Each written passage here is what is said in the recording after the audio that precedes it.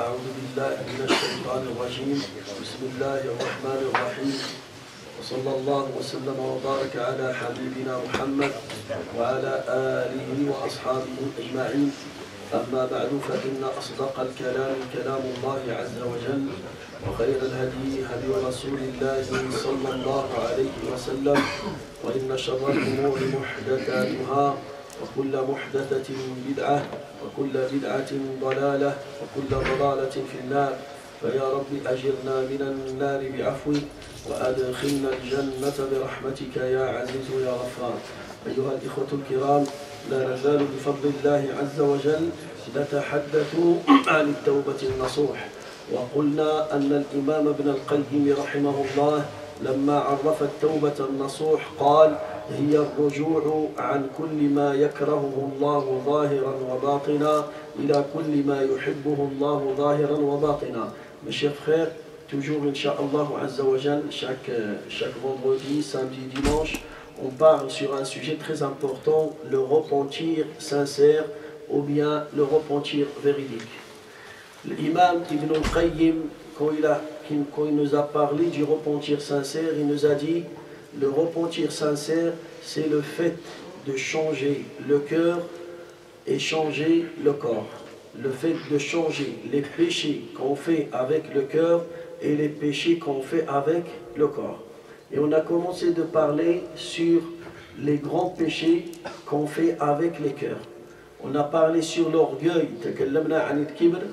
et on a commencé de parler sur al-hasad, l'envie.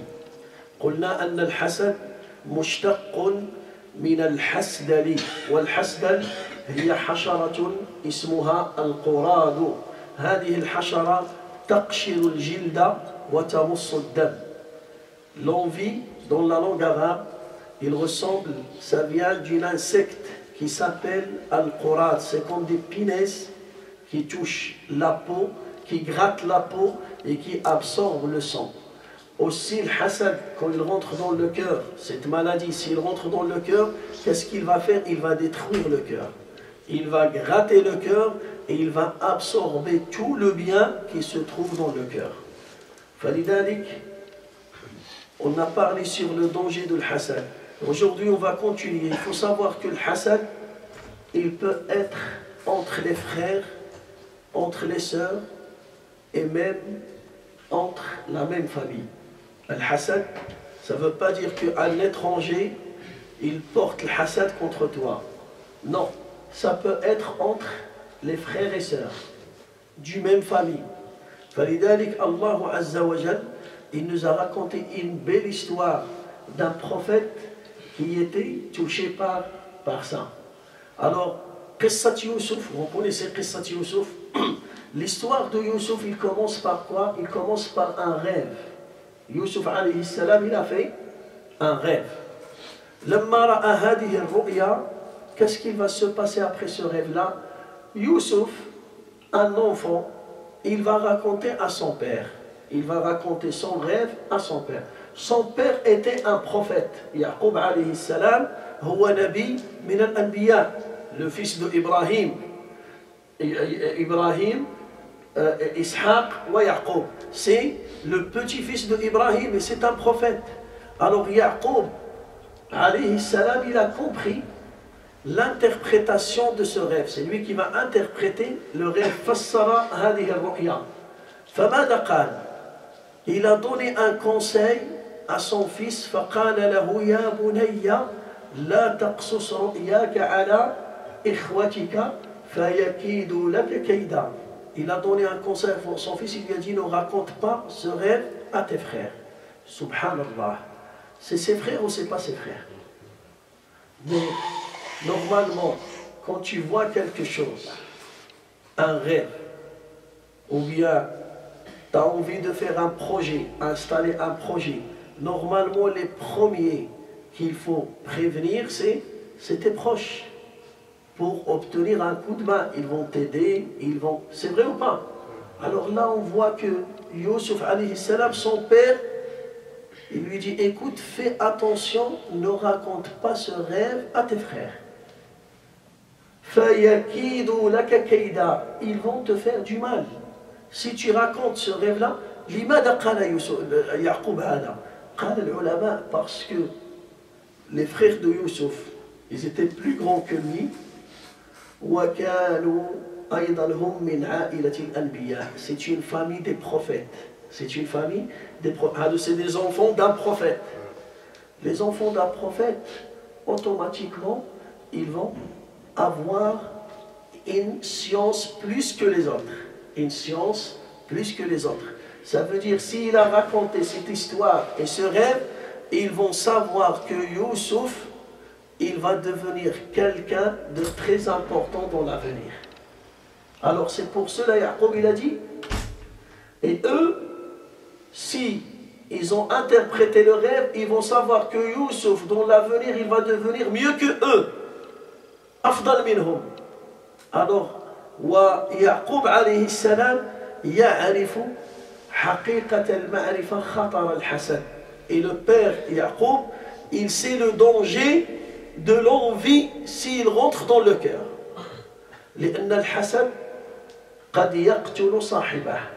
Quelqu'un qui porte l'envie, il peut tuer. Il peut commettre un meurtre. Il peut tuer. فلذلك النبي صلى الله عليه وسلم سمى الحسد قتلا. النبي صلى الله عليه وسلم الحسد, quand il a parlé de l'hasad, il l'a comparé à un meurtre. Quelqu'un, à l'époque du prophète sallallahu alayhi wa sallam, il a été jaloux de son ami, et son ami il est tombé malade à cause de cette envie, à cause de l'hasad. Une belle histoire. L'histoire de Sahl ibn Hunayf, un compagnon qui s'appelle Sahl ibn Hunayf. Lui, ce compagnon, ils étaient en voyage avec le prophète sallallahu alayhi wa sallam. Dans le retour du voyage, qu'est-ce qui va se passer? Sahl ibn Hunayf, il va partir pour se doucher. Devant une rivière, il y a une rivière, et il est parti pour se doucher. Dahaba liyastahim. Il a enlevé ses vêtements. Il a enlevé ses vêtements. Il était en train de se doucher. Kana yaghtasil. Qu'est-ce qui va se passer? Yamurru alayhi rajul. Un autre, c'est son ami. Son ami, il est passé à côté de lui. Cette personne, c'est un compagnon aussi. Sahabi. Ismuhu Amir ibn Rabi'a. Il s'appelle Amir ibn Rabi'a. Il est passé de loin, il a vu Sahl en train de se doucher. Oh subhanallah, cet homme-là, Sahl, il avait un corps, un bon corps, et aussi sa peau était blanche. Sa peau était trop blanche et trop douce. Quand un de jild, ratm ou abiyad. Cet homme-là, il était attiré par la beauté du corps de son ami. Pourquoi il était attiré? Parce que à Médine, à la Mecque, c'est rare où tu trouves un homme qui est blanc et qui a la peau douce. C'est rare. Pourquoi? Parce que c'est un pays où il y a beaucoup de soleil, c'est un pays de désert, il y a la poussière, il y a ça. Et en plus, c'est un homme, ça veut dire c'est quelqu'un qui sort, qui travaille, qui va au marché. Ça veut dire il est touché par le soleil. Et lui, quand il a vu la peau, لما رأى هذا الجلد ماذا قال؟ قال كأنه جلد مخبأة. لم أرى قبل مثل هذا الجلد كأنه جلد مخبأة. ما معنى المخبأة؟ كأنه جلد امرأة لم ترى الشمس ولم ترها الشمس. Il a dit, il porte la peau d'une femme qui n'a jamais sorti de chez elle. La peau d'une femme que le soleil a jamais touché sa peau. Tellement il était beau. Enfin, quand il a fini de dire ça, cet homme-là, il est tombé malade. Amir ibn Rabi'a, ughmiya alayh. Il est tombé malade, ils l'ont porté. جاء الصحابة فحملوه وذهبوا إلى رسول الله. Ils sont partis voir le prophète sallallahu alayhi wa sallam. Ya Rasulallah, adrik Sahl ibn Hunayf. Viens, vite. Sahl, il est en train de mourir. فلما رآه النبي صلى الله عليه وسلم وكان سهل لا يقيم رأسه. Il bouge même pas sa tête. Il était calme. Nabi sallallahu alayhi wa sallam قال أتتهمون أحدا. Est-ce que vous accusez quelqu'un? Ils ont dit, on accuse Amir ibn Rabi'a, parce que cet homme-là, il a raconté ce qu'il a vu à plusieurs personnes. J'ai vu Sahl ibn Hunayf, sa peau il est beau, j'ai vu son corps il est beau, voilà, j'ai jamais vu comme ça. Alors, ils ont dit, lui il a parlé de lui. فدعاه النبي صلى الله عليه وسلم قال له يا عامر تعال فغضب عليه. Il s'est mis en colère contre lui. فقال له, écoutez qu'est-ce qu'il a dit. قال له على ما يقتل أحدكم أخاه. Pourquoi t'as tué ton frère? Sur quoi tu veux tuer ton frère? Sur quoi tu veux tuer ton frère? Est-ce que Amir il l'a tué? Hein? Est-ce qu'il l'a tué? Est-ce qu'il l'a frappé? ولكن à cause de l'envie. فلذلك النبي صلى الله عليه وسلم il a donné l'exemple comme quoi quelqu'un qui porte l'envie dans son cœur, الذي يحمل الحسد كأنه يقتل أخاه. C'est comme il est en train de tuer son frère. C'est comme tu es en train de couler son sang. C'est comme tu es en train de blesser son corps. فلذلك غضب عليه وقال له على ما يقتل أحدكم أخاه. Sur quoi tu veux tuer ton frère? هلا بركت إذ رأيت ما يعجبك. Quand tu as vu quelque chose qui est bon, pourquoi tu n'as pas dit Tabarak Allah? Pourquoi tu n'as pas dit Masha Allah?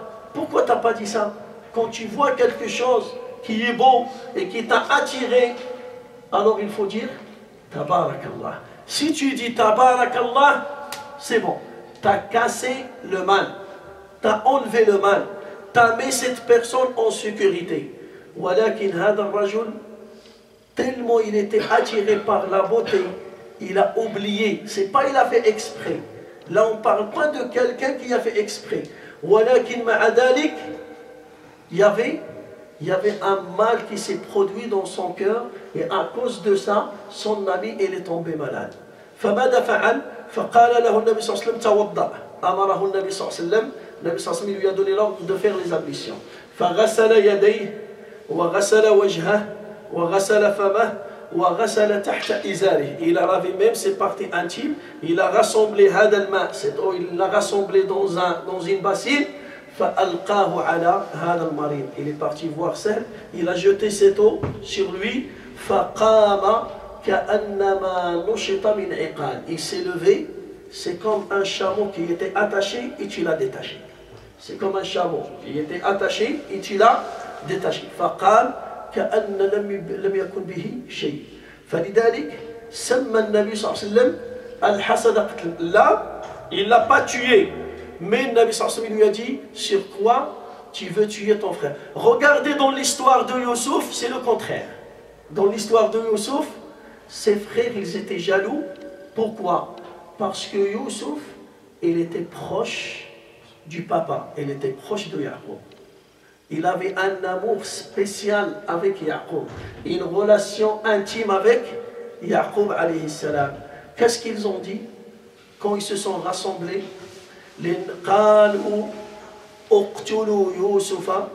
La première parole qui va sortir de leur bouche, de ces gens-là, qu'ils ont l'envie dans leur cœur, c'est tuez-le.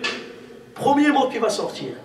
Ils n'ont pas dit on va essayer de faire les efforts avec papa, nous aussi on va lui faire plaisir, on va faire beaucoup de choses, on essaye de l'attirer, on va parler avec le père, on va lui dire non, ce que tu fais c'est pas bien, il ne faut pas faire la différence entre les enfants. Non, le premier mot qui sort c'est quoi?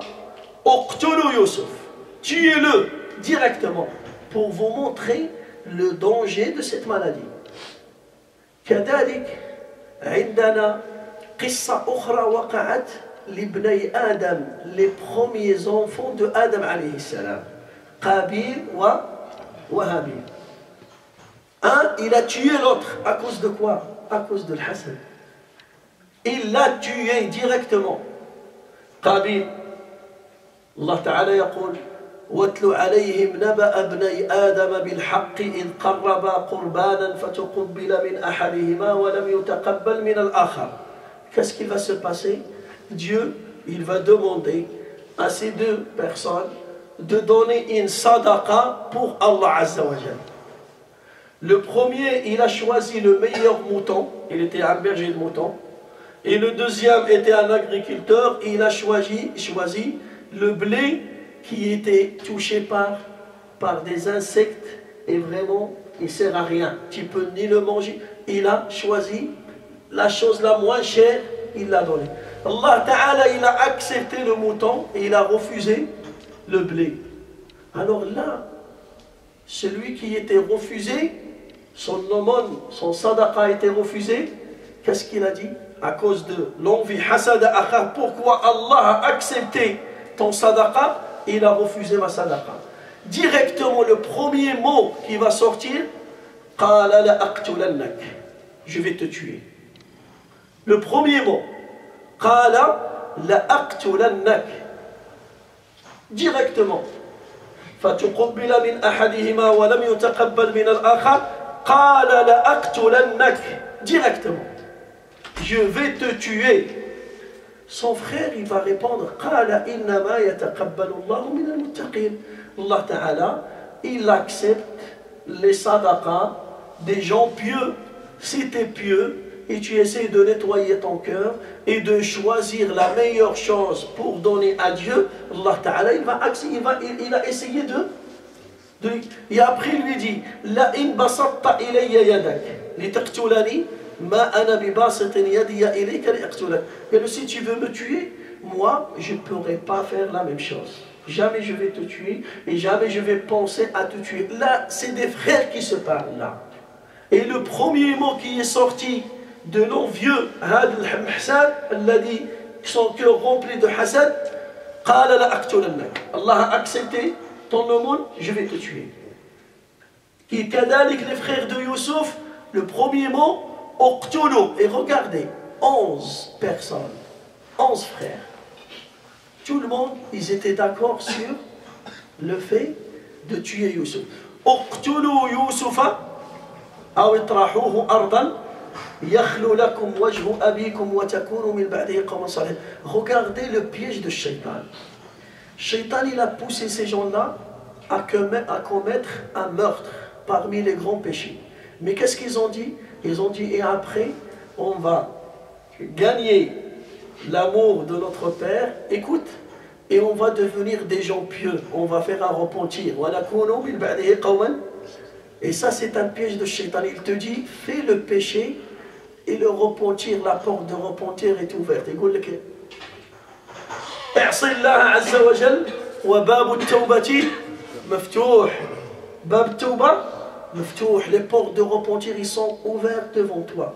Fais le péché, c'est pas grave. Tu es encore jeune. Inch'Allah, tu vas partir au Umrah. Inch'Allah, tu vas partir. Voilà. Et combien de personnes tu lui dis de faire ça ou de faire ça, il te dit, il reporte toujours après. Il ne veut pas faire le pèlerinage, par exemple. Il a les moyens financiers, les moyens physiques. Qu'est-ce qu'il fait?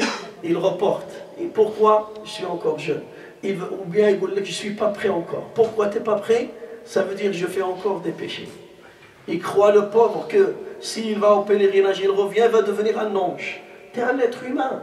Tu peux partir 100 fois et tu restes un être humain, tu peux faire des péchés. Mais là, Shaitan, il a embelli ce péché-là. Il a dit, tuez Youssouf, c'est bon, on va le tuer. Après, qu'est-ce qu'on va gagner? On va libérer notre père, on va avoir une bonne relation avec le papa. Et troisième chose, on va devenir des gens pieux. Subhanallah. Toi, tu as tué ton frère avec injustice, et c'est bon, et tu as la garantie que ton repentir il sera accepté par Allah. فلذلك هذه من مصائد الشيطان. Ça c'est un piège parmi les pièges de Shaitan. Inch'Allah, on va s'arrêter là et demain on va continuer. Subhana rabbika rabbil izzati amma yasifun wa salamun ala al-mursalin walhamdulillahi rabbil alamin.